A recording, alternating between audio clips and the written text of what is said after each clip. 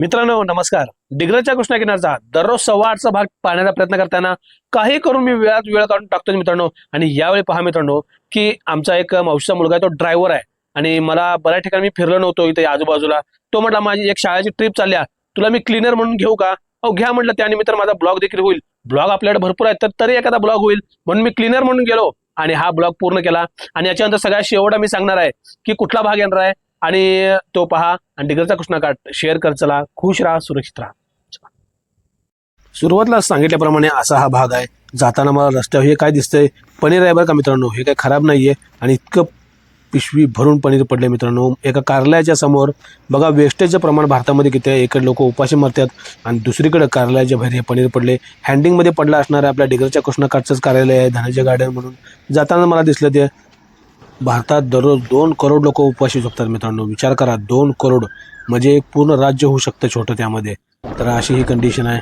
आता पुढे जाताना मी अंधार मात्र आहेच, कारण की आपल्या डिग्रजच्या कृष्णा किनाऱ्यात लाईट मात्र भरपूर नाही आहेत. सांगली दत्त इंडिया कारखाना आशिया खंडातील सर्वात मोठा कारखाना होता शुगरचा, तो आता सध्या चालवायला ते दत्त इंडियाने घेतलेला आहे. पुढे गेल्यानंतर तुम्हाला दिसेल की टर्न घेतल्यानंतर मी लागलेलो आहे मिरज रोडला. आणि काही हौशी लोक असतात, हौशी म्हणण्यापेक्षा काही जागरूक असतात बघा.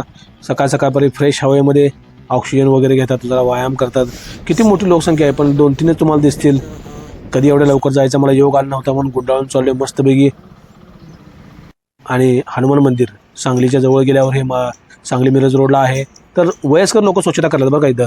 म्हणजे आज शनिवार आहे आणि हनुमान मंदिराची स्वच्छता करायची चालू आहे. तर यंग पोरं जास्त नाहीत आता मंदिरात, कुठे यंग पोरं जास्त येतच नाहीत. आता हे वयस्कर लोक स्वच्छता करल्यात आणि आता या साईडला वळून मी जाणार आपल्या कामाकडे. जाताना जनरल कार्ड हाऊस. हे जनरल कार्डचं मित्रांनो औषधं स्वस्त असतात बरं का. मी एकदा खाऊन बघितलेत आणि त्याचे परिणाम देखील चांगले असतात. बाहेर 100ला जी गोळी मिळते तिथे ती 20-30 रुपयाला मिळते. त्यातले औषध देखील वापरत चला, हा सांगण्याचा उद्देश. तरकारी म्हणजे भाजी मंडईत सकाळपर्यंत शेतकरी हे भाजी आणलेले आहेत विकण्यासाठी. म्हणजेच ते बोली लावतात, बोली हे करून. तुम्हाला तर माहिती आहे शेतकऱ्याला बोली लावून ते परवडत नाही. आणि आता मी चाललो आहे आपल्या ट्रिपच्या हिशोबाने तुम्हाला सांगितल्याप्रमाणे कोल्हापूरला आणि आलो आहे वारणा दूध संघाच्या समोर. कोणत्याही तुम्ही फूड कंपनीत जावा, स्टेनलेस स्टील 316L आणि 304L नंबरचा असतंच. स्टेनलेस स्टील हे गंजत नाही आहे, त्यामुळे स्टेनलेस स्टीलचा वापर सर्वात जास्त प्रमाणात केला जातोय. ही आतून फॅक्टरी आहे. फॅक्टरीला आमची परमिशन मित्रांनो आमच्या कंपनीच्या याने काढली होती. आणि डोक्याला हे जे लावलंय हे असं प्रत्येक फॅक्टरीत फूड फॅक्टरीत लावतात, कारण की केस वगैरे निघून पडायला म्हणून. जास्त काय दाखवलं नाही मी यामध्ये प्लांट हायजीन, आणि कारण की मर्यादित दाखवायचं असेल. हे बघा रॅपिंग चालू आहे पिशवीच्या कॅरी बॅगचं, कारण की यांची काय आपण व्हिडिओ करणार किंवा अशी काही परमिशन घेतली नव्हती, त्यामुळे जास्त काही डिटेल दाखवू शकत नाही. बेसिक दाखवू शकतो जे तुम्ही यूट्यूबवर देखील बघू शकताय. पाईपचं बघा. आणि हा स्टीम आहे, बॉयलरमधून स्टीम ऑपरेट केला जातो. पूर्ण कंपनी कधीही लक्षात ठेवा, दूध पडलेलं दिसेल तुम्हाला, बॉयलरवर ऑपरेट केली जाते. बॉयलरची स्टीम तुम्हाला दिसेल तिथे. आता म्हशीचं आणि गाईचं दूध रॅपिंग करायचं पॅकेट आहे, पावशर, अर्धा लिटर, 1 लिटर अशाप्रमाणे. आणि स्टीम का मित्रांनो, तर लाईट कंपनी वापरत नाही. आपली जी बॉयलर असते त्याच्यावरच त्यांनी हे करतात, लाईट तयार करतात, स्वतः वापरतात. आता या ठिकाणी कंपनी जसं आहे तसं वेगवेगळे प्रिकॉशन दिलेले असतात. हजार्ड कुठं आहे, धोका कुठं आहे, शिवाय सुरक्षा म्हणजे सांघिक कार्य. प्रत्येक कंपनीचा मोटो वगैरे असतोय. ही कन्व्हेअर चेन लाईन आहे, तिथं दूध पेशव्या तयार होतात आणि त्याबरोबर भरल्या जातात. आणि हा पूर्णपणे फ्रीजर आहे, डीप फ्रीजर मोठा, कारण की दूध टिकण्यासाठी सगळ्यात महत्त्वाचं फ्रीजरमध्ये ठेवावं लागते. पुढे गेलो 5 इयर्स. हे तर प्रत्येक कंपनीचंच आहे. 5 इयर्स म्हणजे सिरीज, सिटॉन, सिकित्सो, हे भरपूर जणांना माहिती आहे. कंपनीचे इंजिनियर त्यांना मला माहिती आहे. आणि हे ID कार्ड पंचिंगसाठी का, तर आपण इन कधी होतो ना आउट कधी होतो. आणि या प्रत्येक पाईपमधून कुठे ना कुठे दूध जाते. या ठिकाणी श्रीखंड वगैरे बनवायचं चालू आहे, काही ठिकाणी घी म्हणजे तूप बनवायचं चालू आहे, आणि या ठिकाणी इथे पावडर बनवायचं चालू आहे. या ठिकाणी थोडंसं दूध तुम्हाला दिसेल सांडलेलं, हे बघा. कारण दुधाची कंपनी म्हटलं दुधाचं मला कामगारांना म्हणते की अहो कॅमेरा चालू आहे का. अहो म्हणलं ना, कॅमेरा चालू असेल तर काय म्हटलं, सगळं दूधच या कंपनीत आहे आणि काय विषय. कारण की लोक कॅमेराला का घाबरतात कोणाला ना, तुमचा चेहरा घेतोय किंवा काय नाही, नुसतं प्रोसेस तर घेत आहे मी.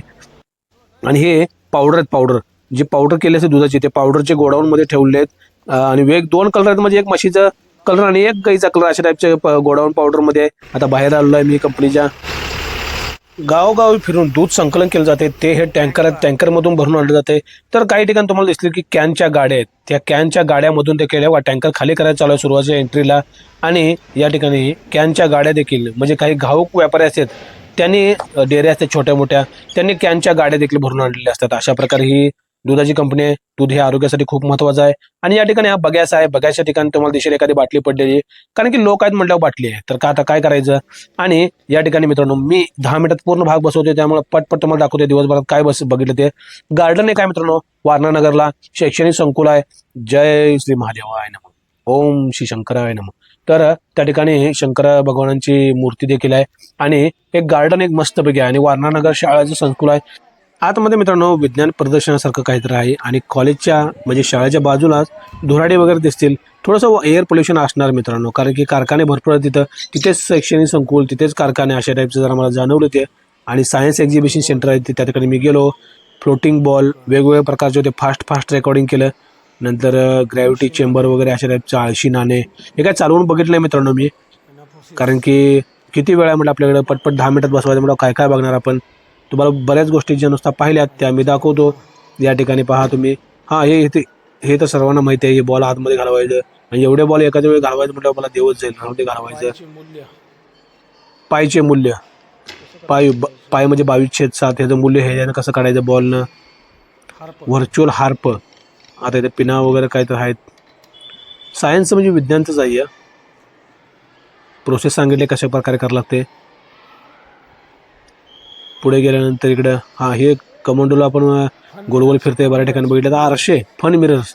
आता ह्या आरशात मी कसा दिसतोय बघा, हडकुळा उंच दिसतोय. ह्या आरशात बघा जॉन सिना आणि बटिस्टा दिसायला लागलोय. या आरशात बघा अरे लंबू दिसाले अमिताभ बच्चन. आणि इकडं काय बारक्या आरशात डबल दिसायला लागले फन मिरर्स. आणि त्या बाजूला काय तर माहिती पण लिहिली होती. कलर शॅडो, याच्या आतमध्ये काय आपण गेलो नाही. कसला कलर आहे काय माहित, गुलाबी टाईपचा दिसाले. आणि आपला बऱ्यापैकी आवडताच कलर आहे इथं. पिंक देखील आवडते आपला आणि पर्पल देखील सगळ्यात जास्त आवडते. पिंकपेक्षा देखील पर्पल मित्रांनो लय आवडते बघा आपल्याला. आणि आता चला बाहेर जाऊ. हे पण पाहिलं की गोल फिरवायचं असतंय, जरा हलवलं हलकं होतं. जाताना मन्याचं काय दिसलं, वोर्टेक्स प्रोबॅबिलिटी. प्रोबॅबिलिटी हे गणितामध्ये असतं हे माहिती आहे. इकडे बिया आहेत त्या सरकल्यानंतर तिकडे बिया जातात. त्या बिया म्हणजे मनी आहेत. प्रोबॅबिलिटी म्हणजे शक्यता, वारंवारता, शक्यता म्हणजे किती शक्यता एखादी गोष्ट घडण्याची. म्हणजे असं गणितामध्ये ते आहे प्रोबॅबिलिटी. आमच्या वेळी तर काय नव्हतं, आमच्या वेळी वेगवेगळी गणित होते. आता प्रोबॅबिलिटी वगैरे आहेत, आमच्या वेळी काय नव्हतं. आणि मात्र या फिरवायला मात्र मजा आली. मण्या इकडे तिकडे चालल्या होत्या आणि आवाज देखील भारी आलता. त्यामुळे सगळ्यात जास्त मी इथं थांबलो.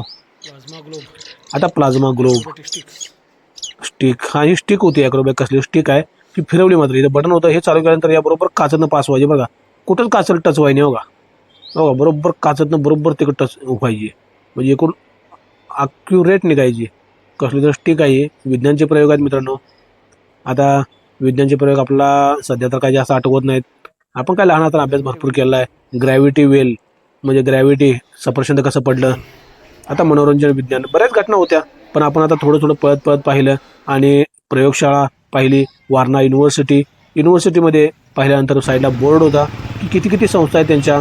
कोरे सरांच्या, विलासराव कोरे, तात्यासाहेब कोरे सरांच्या.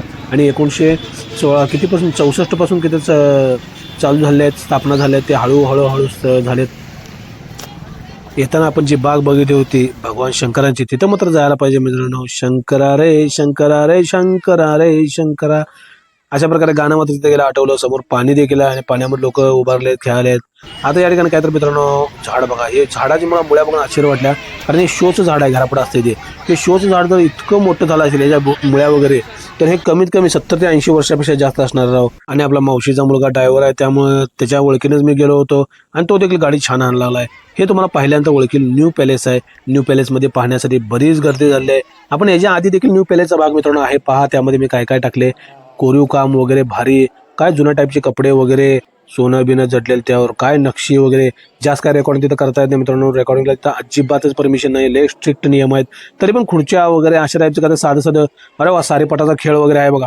ते महाभारतामध्ये खेळलेला आणि प्रकारचे काय तर खेळ. आधी काय चित्ते पाळत होते अशा टाईपचं काय तर.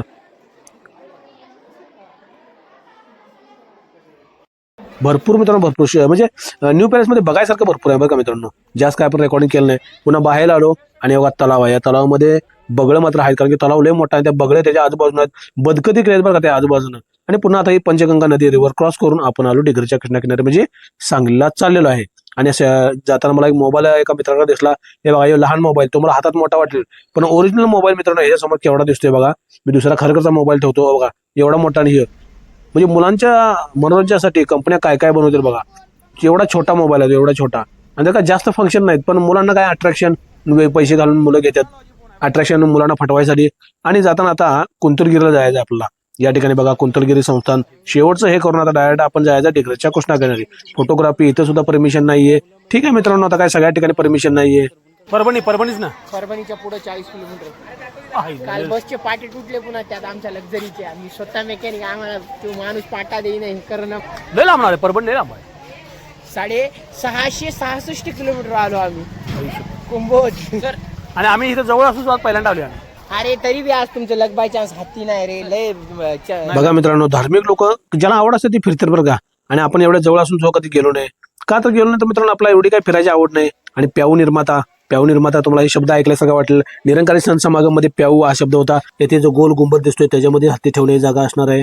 त्यानंतर लगेच आम्ही गेलो जहाज मंदिरला, कारण जहाज मंदिर ते लगेच जवळ आहे. बाहुबलीचं जहाज मंदिर, आणि जहाज मंदिरात आपण पाहायचं आहे. आणि माझा मोबाईल बंद पडला, त्यामुळे या काकांचा मी मोबाईल घेतला. त्यांना म्हटलं सर मला मोबाईल द्या, कारण की माझा मोबाईल बंद झाला. आता इथनं पुढे जे रेकॉर्डिंग आहे मी त्यांच्या मोबाईलमध्ये केलं, कारण की खूपच कमी म्हणजे चार्जिंग त्यात नव्हतंच अजिबात.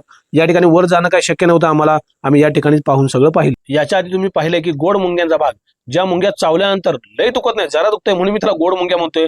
तर रामफळच्या झाडावर आहे, आणि त्या रामफळाचं झाड हे उतरायसाठी मी फक्त 200 रुपये मित्रांनो 200 रुपयात रामफळाचं झाड विकत घेतलं. आणि ते काढताना काका माझ्यासोबत आले जे नेहमी असतात ते, आणि त्याच्यासोबत झाली धमाल मस्ती. या पुढल्या भागात पहा.